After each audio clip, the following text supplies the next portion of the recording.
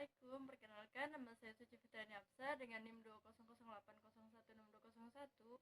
Saya adalah mahasiswa Fakultas Hukum kelas E angkatan tahun 2020. Di sini saya akan mereview materi tentang sistem pemerintahan dari mata kuliah Hukum Tata Negara.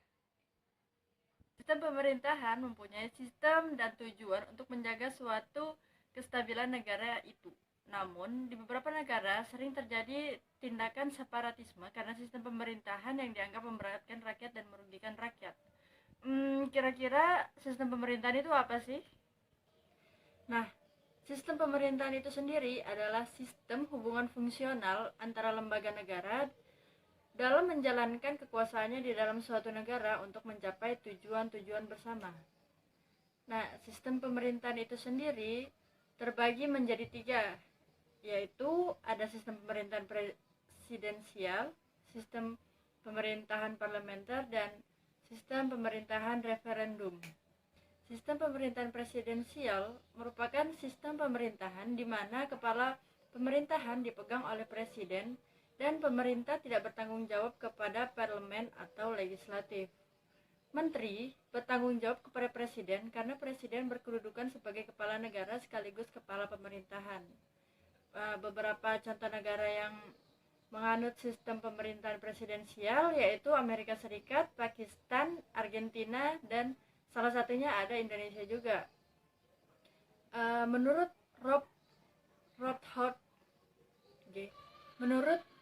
Rothbard, pemerintah presidensial terdiri dari 3 unsur, yaitu yang pertama, presiden yang dipilih rakyat memimpin pemerintahan dan mengangkat pejabat-pejabat pemerintahan yang terkait.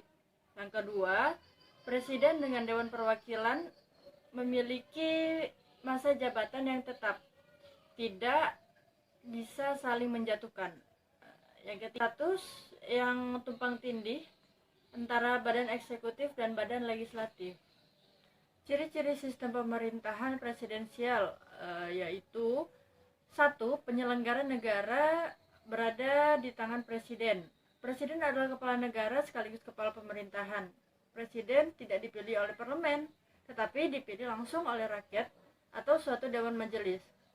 Yang kedua, kabinet atau dewan menteri dibentuk oleh presiden. Kabinet bertanggung jawab kepada presiden dan tidak bertanggung jawab kepada parlemen atau legislatif. Yang ketiga, presiden tidak bertanggung jawab kepada parlemen. Hal itu dikarenakan presiden tidak dipilih oleh parlemen. Yang keempat, presiden tidak dapat membubarkan parlemen seperti dalam sistem parlementer. Yang kelima, parlemen memiliki kekuasaan legislatif dan sebagai lembaga pemerintahan anggota parlemen dipilih oleh rakyat. Yang keenam, presiden tidak berada di bawah pengawasan langsung parlemen. Nah, yang kedua ada sistem pemerintahan parlementer. Sistem pemerintahan parlementer merupakan suatu sistem pemerintahan di mana pemerintahan eksekutif bertanggung jawab kepada parlementer. Presiden tidak berada di bawah pengawasan langsung parlemen. Nah, yang kedua ada sistem pemerintahan parlementer. Sistem pemerintahan parlementer merupakan suatu sistem pemerintahan di mana pemerintahan eksekutif bertanggung jawab kepada parlemen. Dalam sistem pemerintahan ini, parlemen mempunyai kekuasaan yang besar dan mempunyai kewenangan untuk melakukan pengawasan terhadap eksekutif. Menteri dan Perdana Menteri bertanggung jawab kepada parlemen. Contoh negara yang menganut sistem pemerintahan parlementer adalah Inggris, Belanda, India, Australia, dan juga Malaysia. Nah, sistem pemerintahan parlementer mempunyai ciri-ciri, yaitu 1. Badan legislatif atau parlemen adalah satu-satunya badan yang anggotanya dipilih langsung oleh rakyat melalui pemilihan umum. Parlemen memiliki kekuasaan besar sebagai badan perwakilan dan lembaga legislatif. Kedua, anggota parlemen terdiri atas orang-orang dari partai politik yang memenangkan pemilihan umum. Partai politik yang menang dalam pemilihan umum memiliki peluang besar menjadi mayoritas dan memiliki kekuasaan besar di parlemen. Yang ketiga, pemerintah atau kabinet terdiri dari atas para menteri dan perdana menteri sebagai pemimpin kabinet. Perdana Menteri dipilih oleh parlemen untuk melaksanakan kekuasaan eksekutif. Dalam sistem ini, kekuasaan eksekutif berada pada Perdana Menteri sebagai kepala pemerintahan.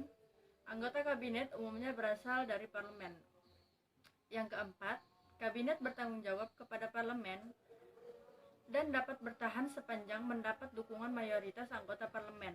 Hal ini berarti bahwa sewaktu-waktu parlemen dapat menjatuhkan kabinet jika mayoritas anggota parlemen menyampaikan mosi tidak percaya kepada kabinet. Yang kelima, kepala negara tidak sekaligus sebagai kepala pemerintahan. Kepala pemerintahan adalah Perdana Menteri, sedangkan kepala negara adalah presiden dalam negara republik atau raja atau sultan dalam negara monarki. Kepala negara tidak memiliki kekuasaan pemerintahan. Ia hanya berperan sebagai simbol kedaulatan dan keutuhan negara. Yang keenam, sebagai imbangan parlemen dapat menjatuhkan kabinet, maka presiden atau raja atas saran dari Perdana Menteri dapat membubarkan parlemen. Selanjutnya diadakan pemilihan umum lagi untuk membentuk parlemen baru. Nah, yang ketiga atau yang terakhir ada sistem pemerintahan referendum.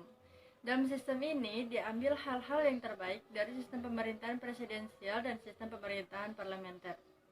Sistem ini terbentuk dari sejarah perjalanan. Jadi, dalam sistem pemerintahan ini, selain memiliki presiden sebagai kepala negara, juga memiliki Perdana Menteri sebagai kepala pemerintahan untuk memimpin kabinet yang bertanggung jawab kepada parlemen. Jika presiden tidak memiliki posisi dominan dalam sistem pemerintahan ini, maka presiden hanya sebagai lambang dalam pemerintahan dan kedudukan kabinet bisa goyah. Ciri-ciri sistem pemerintahan referendum. Imade Pasek Dianta berpendapat bahwa terdapat 3 ciri utama dari sistem referendum, yaitu 1. Menteri-menteri dipilih oleh parlemen. 2. Lamanya masa jabatan eksekutif ditentukan dengan pasti dalam konstitusi. 3. Menteri-menteri tidak bertanggung jawab baik kepada parlemen maupun kepada presiden. Menurutnya, sistem pertama adalah ciri pokok sistem pemerintahan, kedua dianut oleh sistem presidensial, sedangkan ciri ketiga merupakan ciri khas sistem referendum yang tidak dianut oleh kedua sistem lainnya. Kesimpulannya, sistem pemerintahan negara menggambarkan adanya lembaga-lembaga yang bekerja dan berjalan saling berhubungan satu sama lain menuju tercapainya tujuan penyelenggaraan negara. Lembaga-lembaga negara dalam suatu sistem politik meliputi 4 institusi pokok, yaitu eksekutif, birokratif, legislatif, dan yudikatif. Selain itu, terdapat lembaga lain atau unsur lain seperti parlemen, pemilu, dan dewan menteri.